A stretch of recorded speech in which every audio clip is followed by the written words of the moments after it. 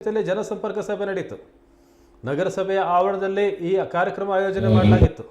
ಸಭೆಯನ್ನು ಉದ್ದೇಶಿಸಿ ಮಾತನಾಡಿದ ಶಾಸಕರು, ಸಾರ್ವಜನಿಕರು ನೀಡಿದ ಅಹವಾಲುಗಳಿಗೆ ಬೆಲೆ ಇದೆ, ತಮ್ಮ ಎಲ್ಲ ಸಮಸ್ಯೆಗಳನ್ನು ಬಗೆಹರಿಸ್ತೀನಿ ಅಂತ ಭರವಸೆ ಕೊಟ್ಟರು. ಇನ್ನು ಸಾಗರ ನಗರ ವ್ಯಾಪ್ತಿ ಹಲವಾರು ವಾರ್ಡ್ಗಳಿಂದ ಬಂದ ಸಾರ್ವಜನಿಕರು ರಸ್ತೆ, ಬೀದಿ ದೀಪ, ಚರಂಡಿ ಸ್ವಚ್ಛತೆ ಹಾಗೂ ಕುಡಿಯುವ ನೀರಿಗಾಗಿ ತಮ್ಮ ಅರ್ಜಿಗಳನ್ನು ಸಲ್ಲಿಸಿದರು. ಸ್ಥಳದಲ್ಲೇ ಶಾಸಕರು ಹಲವು ಸಮಸ್ಯೆಗಳನ್ನು ಬಗೆಹರಿಸಿದರು. ಸಭೆಯಲ್ಲಿ ಉಪವಿಭಾಗಾಧಿಕಾರಿ ನಾಗೇಂದ್ರ, ತಹಸೀಲ್ದಾರ್ ರಶ್ಮಿ, ಮಧುಮಾಲತಿ, ಸುರೇಶ್ ಬಾಬು ಸೇರಿದಂತೆ ಹಲವರು ಉಪಸ್ಥಿತರಿದ್ದರು. ಸದ್ಯವೇ ಸಾಗರ ಮಾರಿಕಾಂಬಾ ಜಾತ್ರೆ ಬರ್ತಾ ಇರೋದ್ರಿಂದ ಊರಿನ ಪ್ರಮುಖ ರಸ್ತೆಗಳ ಅಭಿವೃದ್ಧಿ, ಸ್ವಚ್ಛತೆ ವ್ಯವಸ್ಥೆ ಬಗ್ಗೆ ನಗರಸಭೆ ಅಧಿಕಾರಿಗಳಿಗೆ ಶಾಸಕ ಗೋಪಾಲಕೃಷ್ಣ ಬೇಳೂರು ಖಡಕ್ ಸೂಚನೆಯನ್ನು ಕೊಟ್ಟಿದ್ದಾರೆ. ಕಲ್ಮನೆ ಪಂಚಾಯಿತಿಯಲ್ಲಿ ಒಂದು ಜನಸಂಪರ್ಕ ಸಭೆ ಮಾಡಿದೆ. ಆ ಸಭೆಯಲ್ಲಿ ನನಗೆ ಬಂದಿದ್ದ ಮಾಹಿತಿ ಪ್ರಕಾರ ಸುಮಾರು ಬಹಳಷ್ಟು ಅರ್ಜಿ ಬಂದು, ಅದರಲ್ಲಿ ನೊಂದ ಜನರು ಬಹಳ ವರ್ಷಗಳಿಂದ ತಮ್ಮ ಕೆಲಸ ಆಗದಿರುವಂತಹ ಅಹವಾಲುಗಳನ್ನು, ಬೇಡಿಕೆಗಳನ್ನು ನನಗೆ ಅಲ್ಲಿ ಮಂಡಿಸಿದರು.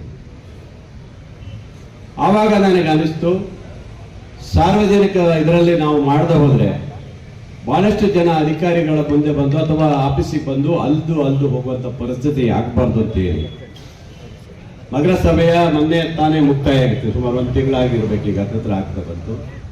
ಈ ಭಾಗದ ಅಹವಾಲುಗಳು ಕೇಳಲಿಕ್ಕೆ ಇವತ್ತು ಸದಸ್ಯರು ಇಲ್ಲ. ಈಗ ನಾನೇ ಕೇಳಬೇಕು, AC ಅವ್ರು ಕೇಳಬೇಕು, DC ಅವರು ಇನ್ಚಾರ್ಜ್ ಆಗಿದ್ದಾರೆ, DC ಅವರು ಇನ್ಚಾರ್ಜ್ ಇದ್ದಾರೆ, ನಾವು ಕೇಳಬೇಕಾಗತ್ತೆ. ಬೇರೆ ಯಾರು ಇಲ್ಲಿ ಕೇಳಲಿಕ್ಕೆ ಆಗೋದಿಲ್ಲ, ಅಧಿಕಾರಿಗಳು ಬಿಟ್ಟರೆ. ಜನ ಪ್ರತಿನಿಧಿಗಳು ಇಲ್ಲ ಇವತ್ತು. ಆದ್ರಿಂದ ಆ ಜನರಿಗೆ ಒಂದು ನೆರವಾಗಬೇಕು ಅನ್ನೋ ಉದ್ದೇಶ ಇಟ್ಕೊಂಡು ಸಾಗರ ತಾಲೂಕಿನ ಇವತ್ತಿನ ಈ ಸಿಟಿಯಲ್ಲಿರುವಂತ ಎಲ್ಲ ನಾಗರಿಕರಿಗೆ ಒಂದು ಜನಸಂಪರ್ಕ ಸಭೆಯನ್ನು ಏರ್ಪಡಿಸಿದ್ದೀನಿ.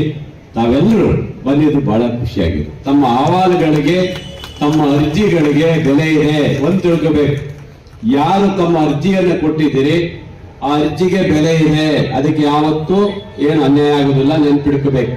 ನನಗೆ ಯಾರು ಅರ್ಜಿ ಕೊಟ್ಟಿರ್ತೀರಿ ಅರ್ಜಿಗೆ ಬೆಲೆ ಇದೆ, ಅರ್ಜಿಗೆ ನಿಮಗೆ ಆ ಕೆಲಸವನ್ನು ಮಾಡಿಕೊಡುವ ಕೆಲಸ ನಾವು ಮಾಡ್ತೀವಿ.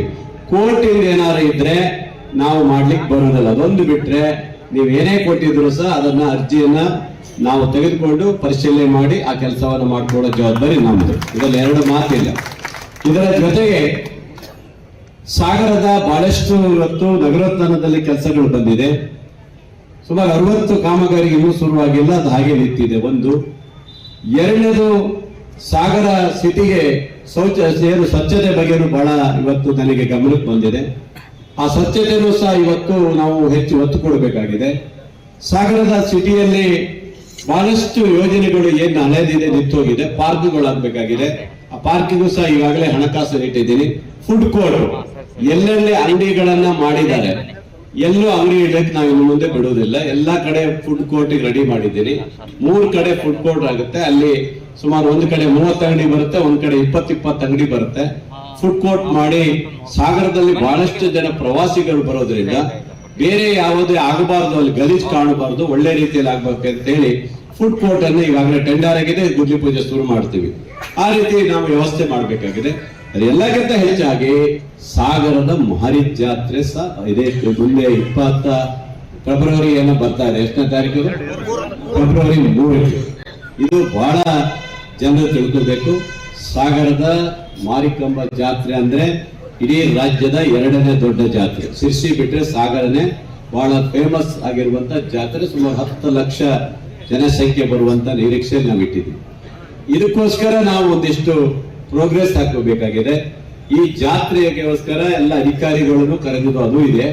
ಯಾವುದೇ ಒಂದು ಸಣ್ಣ ತಪ್ಪಾಗಬಾರ್ದು. ಭಕ್ತಾದಿಗಳಿಗೆ, ಜನರಿಗೆ ಏನೇನು ಸೌಲಭ್ಯಗಳು ಸಿಗಬೇಕಾಗಿದೆ ಅವೆಲ್ಲವನ್ನು ನಾವು ಮಾಡಬೇಕಾಗಿದೆ. ಒಂದು, ಸಾಗರದ ಏನು ಭಕ್ತಾದಿಗಳಿಗೆ ಹಿಂದೆ ಒಂದ್ಸರಿ ಅಲ್ಲೆಲ್ಲ ಲೈನ್ ಜಾಸ್ತಿ ಆಗುತ್ತಂತ ಏನ್ ಹೇಳಿದ್ದಾರೆ, ಅದನ್ನು ಸಹ ಈ ಸರಿ ಎಲ್ಲ ಅಧಿಕಾರಿಗಳನ್ನ ಇಟ್ಕೊಂಡು ಒಬ್ಬೊಬ್ಬರಿಗೆ ಒಂದು ವ್ಯವಸ್ಥೆ ಕೊಡಬೇಕನ್ನೋ ತೀರ್ಮಾನ ಮಾಡಿದ್ವಿ. ಹಾಗಾಗಿ ಭಕ್ತಾದಿಗಳಿಗೆ ನಿರಂತರವಾಗಿ ಸೇವೆ ಮಾಡುವ ಅವಕಾಶ ಒಂದು. ಎರಡನೇದು, ರಸ್ತೆ ಅಭಿವೃದ್ಧಿ ಆಗಬೇಕಾಗಿದೆ. ಹೊಸ ರಸ್ತೆಗಳಲ್ಲಿ ಕೆಲವೊಂದು ಬರುವಂತ ತಾಯಿ ಬರುವಂತ ಇದರಲ್ಲಿ ರಸ್ತೆ ಆಗಬೇಕಾಗಿದೆ. ಮೂರನೇದು, ಲೈಟಿಂಗ್ ಆಗಬೇಕಾಗಿದೆ. ಒಂದು ನಮ್ಮ ಹೈವೇ ಪ್ರಾಧಿಕಾರದವರು ನೀವು ಅದು ಲೈಟ್ ಹಾಕೊಡ್ಬೇಕು, ಮತ್ತೆ PW ಇದರಲ್ಲಿ ಇರುವಂತದ್ದು ನೀವು ಲೈಟ್ ಮಾಡಿಕೊಡ್ಬೇಕು. ನಗರಸಭೆಯಲ್ಲಿ ಸಹ ಯಾವ್ಯಾವ ವಾರ್ಡ್ ಅಲ್ಲಿ ಕತ್ಲೆ ಇದೆ ಆ ಕತ್ಲೆಯಲ್ಲಿ ಭಾರಿ ಕಂಬ ಜಾತ್ರೆ ಪ್ರಯುಕ್ತ ನೀವು ಅದನ್ನು ನೀವು ಮಾಡಿಕೊಡ್ಬೇಕು. ಒಟ್ಟಿನಲ್ಲಿ ಎಲ್ಲ ಇಲಾಖೆ ಸಾಗರದ ಮಾರಿಕಂಬ ದೇವಿಯ ಜಾತ್ರೆಗೆ ಸಂಪೂರ್ಣವಾದಂತಹ ಸಹಕಾರವನ್ನು ಅವ್ರು ಕೊಡಬೇಕು ಮತ್ತು ಆಗ್ಬೇಕಿದು. ಯಾಕಂದ್ರೆ ಒಂದು ಚೂರು ಹೆಚ್ಚು ಕಮ್ಮಿ ಆಗುವಂತ ಪ್ರಶ್ನೆನೇ ಇಲ್ಲ. ಅದಕ್ಕೋಸ್ಕರ ಆಮೇಲೆ ಸ್ವಚ್ಛತೆ, ನಾಗಪ್ಪರು ಇಲ್ಲೇ ಇದ್ದೀರಿ, ನಾಗಪ್ಪ ಕಮಿಷನರು ಮತ್ತು ಮದನ್, ಸಾಗರದ ಮಾರಿ ಜಾತ್ರೆ ಬರೋದ್ರಿಂದ ಹೆಚ್ಚಿನ ಕಾರ್ಮಿಕರನ್ನ ಎಕ್ಸ್ಟ್ರಾ ನೀವು ತಗೊಳ್ಕೊಳ್ಬೇಕು. 2 ತಿಂಗಳು ಗೊತ್ತಾಯ್ತಾ? ಎಕ್ಸ್ಟ್ರಾ ಕಾರ್ಮಿಕರು ತಗೊಂಡು ಇಡೀ ನಗರವನ್ನ ಸ್ವಚ್ಛತೆಯಲ್ಲಿ ಗಮನ ಕೊಡಬೇಕು. ಇದರಲ್ಲಿ ಒಂದು ಚೂರು ವ್ಯತ್ಯಾಸ ಮಾಡುವಂತ ಪ್ರಶ್ನೆನೇ ಇಲ್ಲ. ತಾಲೂಕಿನ ಜನರ ಜಾತ್ರೆ, ಮಾರಿಕಂಬ ಜಾತ್ರೆ ಅಂದ್ರೆ ನಮ್ಮೂರಿನ ಹೆಬ್ಬಾಗಿಲು, ನಮ್ಮೂರಿನ ಒಂದು ಜನರ ಒಂದು ಭಕ್ತಿ ಕ್ಷೇತ್ರ ಅದು. ಆ ಜಾತ್ರೆಯನ್ನ ನಾನೊಬ್ಬನೇ ಮಾಡೋದಲ್ಲ, ಎಲ್ಲಾ ಸಾರ್ವಜನಿಕರ ಸ್ನೇಹಿತರ ಮೂಲಕ ನಾವೆಲ್ಲರೂ ಸೇರಿ ಅದ್ದೂರಿಯಾದಂತ ಹಬ್ಬ ಮಾಡೋಣ. ಇದಕ್ಕೆ ಎಲ್ಲರೂ ಕೈ ಜೋಡಿಸ್ಬೇಕಂತ ತಮ್ಮಲ್ಲಿ ವಿನಯಪೂರ್ವಕ ನಾನು ಕೇಳ್ಕೊಳ್ತೇನೆ. ಯಾಕಂದ್ರೆ ನಾನು ಒಬ್ಬನೇ ಮಾಡೋಕೆ ಬರಲ್ಲ, ನನಗೊಬ್ಬನಿಗೆ ಕಿರೀಟ ಬೇಡ, ತಾಲೂಕಿನ ಎಲ್ರಿಗೂ ಸಿಗಬೇಕು ಆ ಸೇವೆ ಮಾಡುವಂತ ಅವಕಾಶ, ತಾಯಿ ಅವಕಾಶ ಸಿಗಬೇಕು. ಅದನ್ನ ಇಟ್ಕೊಂಡು ಮಾಡಿ ಇವತ್ತು. ಆಮೇಲೆ ಇವತ್ತು ನೀವು ತಾಲೂಕು AC ಅವರು ಇಲ್ಲೇ ಇದ್ದಾರೆ. ಈ ವರ್ಷ ನಮ್ಮ ಸರ್ಕಾರ ಬಂದ ಮೇಲೆ ಈ ಸ್ವತ್ತುಗಳಿಗೆ ಅವಕಾಶ ಕೊಟ್ಟಿದ್ದಾರೆ. ಯಾರ್ಯಾರಿಗೆ ಹಕ್ಕುಪತ್ರ ನಿಮಗೆ ಸಿಗ್ಲಿಲ್ಲ, ನಿಮಗೆಲ್ಲರಿಗೂ ಹಕ್ಕುಪತ್ರ ಕೊಡ್ಲಿಕ್ಕಾಗುತ್ತೆ. ಈವನ್ ಅರಮನೆ ಕೇರಿಯವರಿಗೂ ಸಿಗುತ್ತೆ ಹಕ್ಕುಪತ್ರ. ಈ ಸಾರಿ ತಹಸೀಲ್ದಾರ್ ಇಲ್ಲೇ ಇದ್ದಾರೆ, ಮೊನ್ನೆ ನಾನು ಅವ್ರಿಗೆ ಕಳಿಸ್ಕೊಟ್ಟಿದ್ದೀನಿ, ಹೇಳಿದ್ದೀನಿ. ಅರಮನೆ ಕೇರಿಯಲ್ಲಿ ಎಷ್ಟೋ ವರ್ಷ ಇವತ್ತು ನಿಮ್ಗೆ ಹಕ್ಕುಪತ್ರ ಆಗಿಲ್ಲ, ಆ ಹಕ್ಕುಪತ್ರವನ್ನ ಕೊಡಿಸುವ ವ್ಯವಸ್ಥೆ ನಾವು ಮಾಡ್ಕೊಡ್ತೀವಿ, ಈ ಸರಿ ಮಾಡ್ಕೊಡ್ತೀವಿ. ಯಾವುದೇ ಸಮಸ್ಯೆ ಇಲ್ಲ. ಈ ತಾಲೂಕಿನ ಜನರ ಭಾವನೆಗಳಿಗೆ ಏನೇನು ಸಿಗಬೇಕಾಗಿದೆ ತಾಲೂಕಿನಲ್ಲಿ ಬಹಳಷ್ಟು. ನೋಡಿ, ಇಷ್ಟು ವರ್ಷಗಳ ಕಾಲ ಒಂದು ಇಂಡೋರ್ ರಂಗಮಂದಿರ ನಿಮಗಿಲ್ಲ ಅಂತ ಮೊನ್ನೆ ಹೇಳ್ತಿದ್ದೆ. ಮೊನ್ನೆ 4,80,00,000 ಶಾಂಕ್ಷನ್ ಆಗಿ ಈಗಾಗಲೇ ನಮಗೆ ಬಂದಿದೆ. ಈಗ ಇಲ್ಲೇ ಬರುತ್ತೆ, ಇಲ್ಲಿ ನಮ್ಮ ನೀರು ಪಾರ್ಕ್ ಇತ್ತಲ್ಲ, ಅದೇ ಜಾಗವನ್ನ ನಾವು ಈಗಾಗಲೇ ರೆಡಿ ಮಾಡಿದ್ದೀವಿ. ಸುಮಾರು 12 ಕೋಟಿ ರೂಪಾಯಿ ಆಗ್ಬೋದು. ಈಗ 4,80,00,000 ಬಿಡುಗಡೆ ಆಗಿ ಆದೇಶ ಪತ್ರವನ್ನು ನಮಗೆ ಬಂದಿದೆ ಈಗ. ಹಾಗಾಗಿ ಇಡೀ ನಗರದಲ್ಲಿ ಏನೇನಾಗ್ಬೇಕು ಅನ್ನೋದನ್ನ ನಮ್ಮೆಲ್ಲ ಗಮನಕ್ಕೆ ಬಂದಿದೆ ಬಂಧುಗಳೇ. ಅವೆಲ್ಲವನ್ನೇ ತೆಗೆದುಕೊಂಡು ಈ ಜನರಿಗೆ ಸಿಗುವಂತ ಮೂಲ ಸೌಕರ್ಯಗಳಿಗೆ ಯಾವುದು ಕೊರತೆಯಿಂದ ನೋಡ್ಕೊಳ್ಬೇಕನ್ನೋ ಉದ್ದೇಶ ಇದೆ.